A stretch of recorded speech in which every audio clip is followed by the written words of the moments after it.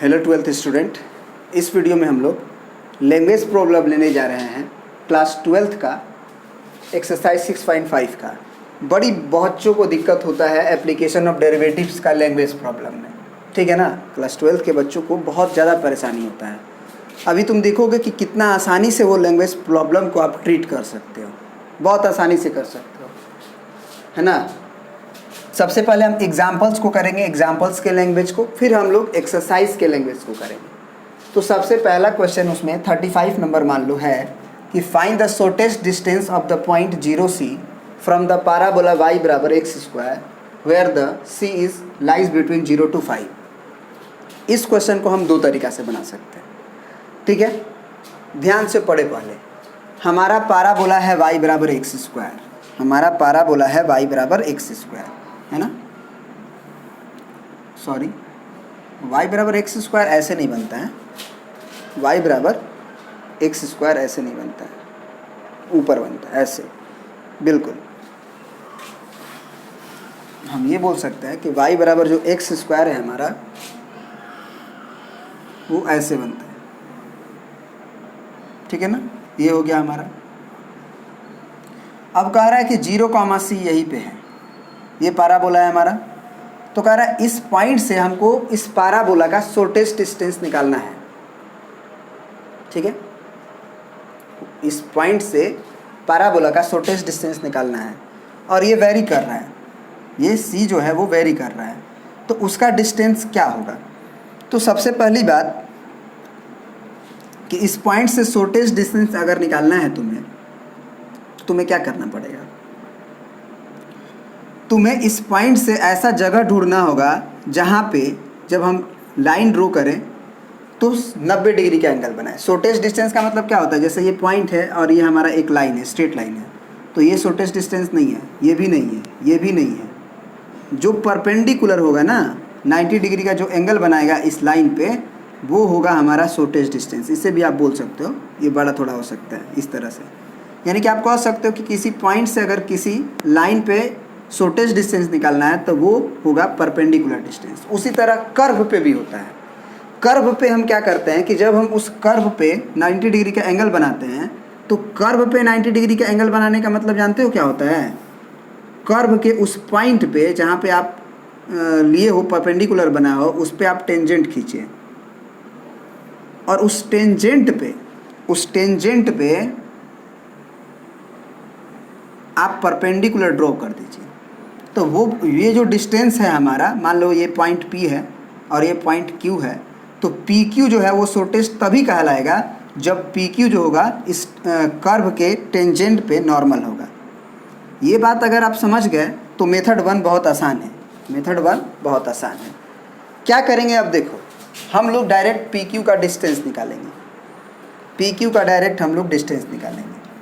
तो PQ बराबर हमारा क्या आएगा? तो क्वेश्चन ये है कि Q भी पता होना चाहिए, P पॉइंट तो पता है डिस्टेंस फार्मूला यूज करने के लिए, तो Q पॉइंट को हम निकाल सकते हैं।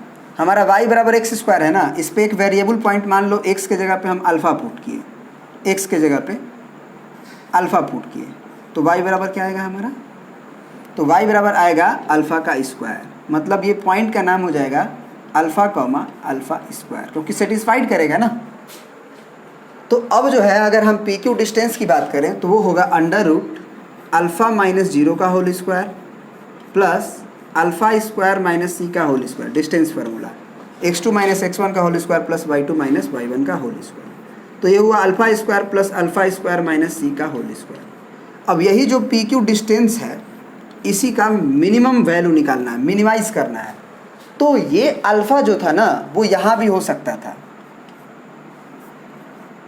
तो ज़रा सोचो कि यहाँ शॉर्टेस्ट डिस्टेंस होगा क्या? यहाँ भी हो सकता था, ये पॉइंट अल्फ़ा और α²। क्या ये मतलब Q' ये वेरी कर सकता है। तो क्या सेटिस्फाइड तो हमेशा करेगा, क्योंकि ये ऐसा पॉइंट ही x रखे हैं जो α² को सेटिस्फाइड करेगा। तो अल्फ़ा तो इस कर्व पे वेरी कर सकता है ना, तो इस कर्व पे वेरी कर सकता है, तो यही होगा। इस बात की गारंटी क्या है? इस बात की गारंटी क्या है कि वो पॉइंट Q पर ही होगा। ये गारंटी अगर कर दोगे तो क्वेश्चन का शॉर्टेस्ट डिस्टेंस निकल जाएगा। तो आप कह सकते हो कि sir if P Q is shortest distance, shortest method 1 से बना रहे हैं, shortest distance, then P Q must be perpendicular to tangent, मान लो इस टेंजेंट का नाम हम आर एस लिख देते हैं, R S, C in figure bracket में लिख दो कि आप फिगर में देख लीजिए, है ना, परपेंडिकुलर टू टेंजेंट, ठीक है। यहाँ पे आप लिख सकते हो at Q, tangent at Q on R S, ठीक है। अब ज़रा सोचो कि अगर निश्चित रूप से पी क्यू परपेंडिकुलर होगा किस पे, आर एस पे, तभी हमारा जो है पी क्यू शॉर्टेस्ट डिस्टेंस होगा। तो इस बात को कैसे हम कहें कि पी क्यू पर, हम बोलेंगे तो नहीं ना होगा, हमको क्या करना होगा, उसको मैथमेटिकली यूज करना होगा। पी क्यू अगर आर एस के परपेंडिकुलर है तो उस वर्ड को मैथमेटिकली यूज करना होगा। और उस मैथमेटिकल यूज का क्या कहानी है कि ज़रा देखो, आप लोग पढ़े हो कि ये टेंजेंट का स्लोप अगर m1 होगा और इसका स्लोप अगर m2 होगा तो m1 इंटू m2 क्या आना चाहिए, -1, क्योंकि दो स्लोप अगर एक दूसरे से परपेंडिकुलर हो, दो स्ट्रेट लाइन परपेंडिकुलर हो तो दोनों के स्लोप का प्रोडक्ट -1 आता है। अब हम लोग पी क्यू का स्लोप जानते हैं, है ना, m ऑफ पी क्यू जानते हैं, वो कितना होगा, तो y2 - y1, x2 - x1, q पता है, p पता है, तो alpha square minus C, y2 - y1 by x2 - x1, तो अल्फा -0, ये हुआ पी क्यू का स्लोप।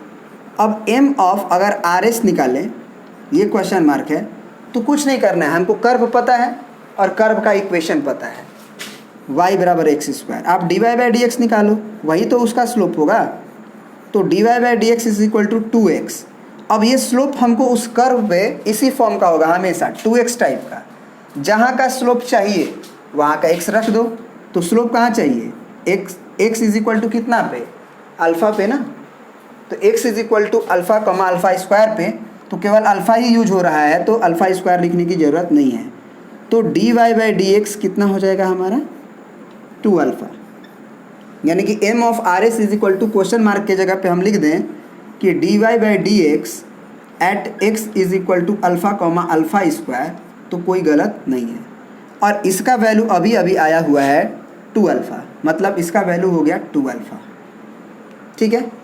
अब हमारा m ऑफ पी क्यू भी आ गया, m ऑफ आर एस भी हो गया, तो अब हम क्या कहेंगे, तो अब हम कह सकते हैं, इसको थोड़ा सा इरेज करेंगे हम, हाँ, हम क्या कह सकते हैं, देखो ये आपको पहले प्रिंट करना है, ये आपको सेकेंड नंबर में प्रिंट करना है, ये आपको थर्ड नंबर में प्रिंट करना है, और यहाँ पे जो हम बनाने जा रहे हैं उसे आपको फोर्थ नंबर में प्रिंट करना है। क्या करोगे आप लिखोगे now m of P Q into m of R S is equal to -1, m of P Q into m of R S is equal to -1। तो m ऑफ पी क्यू कितना है, तो वो है alpha square minus C divided by alpha into 2 alpha is equal to -1। ये alpha से alpha कटेगा क्योंकि अल्फ़ा 0 नहीं हो सकता है, अल्फ़ा अगर 0 होगा तो निश्चित रूप से ये पॉइंट को यहाँ आना पड़ेगा, और अगर ये पॉइंट यहाँ आ जाएगा तो आप देख रहे हो कि ये मिनिमम नहीं हो सकता है, ठीक है ना, मिनिमम नहीं हो सकता है, तो इसलिए हम अल्फ़ा को काट सकते हैं, ठीक है, काट सकते हैं। तो अब जो रिजल्ट आएगा हमारा वो आएगा कि alpha square minus C is equal to -1/2, है ना, alpha square minus C is equal to -1/2। तो सी का वैल्यू कितना आएगा ज़रा सोचो, या फिर अगर हम अल्फ़ा स्क्वायर पूछ लें डायरेक्ट आपसे तो उसका वैल्यू हो जाएगा c -1/2। अल्फ़ा स्क्वायर का वैल्यू इस तरह से हमारा आया c -1/2 बस।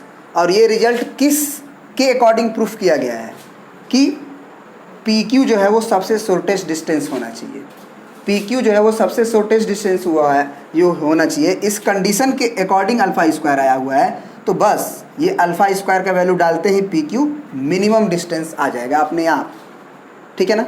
तो अब क्या लिख देंगे लास्ट आंसर में, नाउ इसको मिटाते हैं तीसरा स्टेप को, और पांचवा स्टेप लिखते हैं।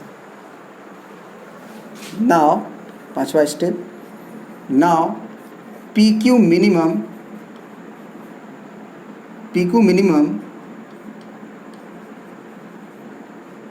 इज, या P Q minimum is equal to under root alpha square plus alpha square minus C का whole square at alpha square is equal to C minus 1/2। अब रख दीजिए आप, तो पी क्यू मिनिमम हो जाएगा। तो P Q mean is equal to under root alpha square की जगह पे हमको रखना है सी माइनस 1/2 प्लस यहाँ पे अल्फ़ा स्क्वायर की जगह पे रखना है सी माइनस 1/2 और पहले से माइनस सी और उसका होल स्क्वायर, है ना। अल्फ़ा स्क्वायर की जगह पे सी माइनस 1/2 और माइनस सी, ये सी से सी कटेगा तो ये आएगा अंडर रूट सी माइनस 1/2 और देखिए माइनस 1/2 का होल स्क्वायर है तो प्लस 1/4। तो अब ज़रा देखिए, अब जो है ये गुना गणित करोगे तो सी और इसका कैलकुलेशन माइनस 1/4 आएगा। तो पी क्यू जो मिनिमम डिस्टेंस है वो ये आ गया, ठीक है ना। यही आंसर हो गया आपका कि पी क्यू का मिनिमम वैल्यू सी माइनस 1/4 होगा अंडर रूट में, ठीक है। ये तो मेथड 1 हुआ। अब ज़रा मेथड 2 देखते हैं इसी क्वेश्चन का, ठीक है। इसको आप प्रिंट आउट कर लीजिए। इसको आप एलसीएम वगैरह ले सकते हो।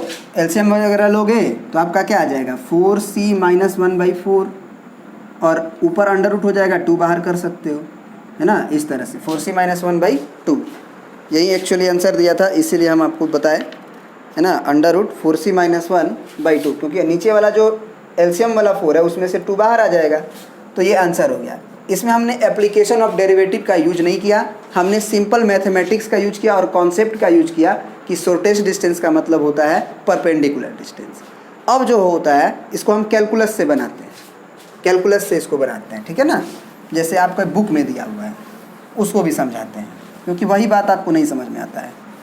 और दूसरी चीज़ कि हर क्वेश्चन को आप इस तरह से नहीं बना सकते हो, हमेशा ज्योमेट्री नहीं लगेगा।